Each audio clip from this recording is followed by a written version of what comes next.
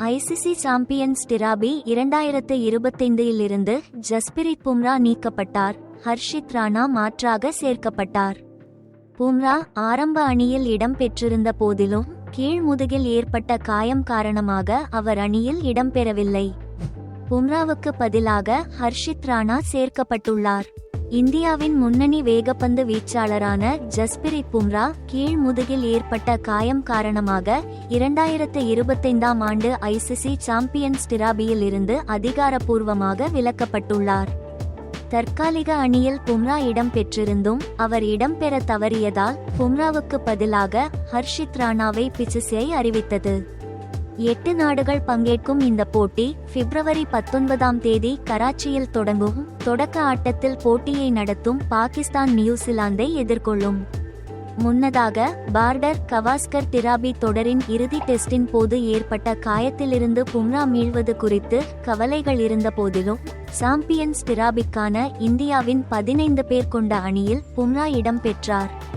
Cricket பற்றி மேலும் ICC champions trophy 2025 முழு அணிகள் பிப்ரவரி 11 காலக்கெடுவுக்கு பிறகு உறுதிப்படுத்தப்பட்ட புதுப்பிக்கப்பட்ட அணிகள் மற்றும் வீரர்களின் பட்டியல்.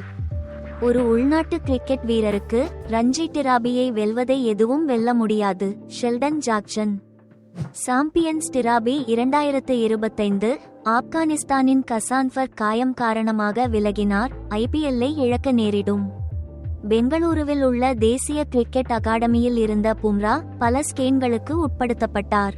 இந்திய ஒருநாள் மற்றும் டெஸ்ட் கேப்டன் ரோஹித் சர்மா முழங்கால் காயம் குறித்து சிறந்த தெளிவுக்காக அணி நிர்வாகம் ஸ்கேன் முடிவுகளுக்காக காத்திருப்பதாக கூறியிருந்தார். அவரது ஸ்கேன் பரிசோதனை குறித்த சில புதுப்பிப்புகளுக்காக நாங்கள் காத்திருக்கிறோம். அவை அடுத்த சில நாட்களில் வரவுள்ளன. ஸ்கேன் அறிக்கை கிடைத்ததும் அவர் தற்போது எங்கு இருக்கிறார், கடைசி ஒருநாள் போட்டிக்கு அவர் இருப்பாரா என்பது குறித்து எங்களுக்கு மேலும் தெளிவு கிடைக்கும் என்று இந்தியா vs இங்கிலாந்து ஒருநாள் தொடருக்கு முன்னதாக ரோஹித் கூறியிருந்தார். பும்ரா இல்லாதது இந்தியாவுக்கு ஒரு குறிப்பிடத்தக்க பின்னடைவாக இருக்கும். பார்டர் கவாஸ்கர் டிராபி தொடரின் போது வலது கை வேகப்பந்து வீச்சாளர் விதிவிலக்கான ஃபார்மில் இருந்தார். 5 போட்டிகளில் 13.06 சராசரியுடன் 32 விக்கெட்டுகளை வீழ்த்தி தொடர் நாயகன் விருதை பெற்றார். ஆஸ்திரேலியாவில் பும்ரா அதிக வேலைப்பளுவை சுமந்தார். 151.2 ஓவர்கள் வீசினார். இந்த தொடரில் எந்தவொரு இந்திய பந்து வீச்சாளரும் வீசிய அதிகபட்சம் மெல்போர்னில் நடந்த 4வது டெஸ்டில் 50 ஓவர்களுக்கு மேல் வீசியது உட்பட 2024 T20 உலக கோப்பையில் இந்தியாவின் வெற்றிக்கும் அவர் முக்கிய பங்கு வகித்தார். அங்கு அவர் 8.26 என்ற குறிப்பிடத்தக்க சராசரியும் 4.17 என்ற எக்கானமி விகிதத்துடன் 15 விக்கெட்டுகளை வீழ்த்திய பிறகு தொடரின் நாயகனாக தேர்ந்தெடுக்கப்பட்டார்.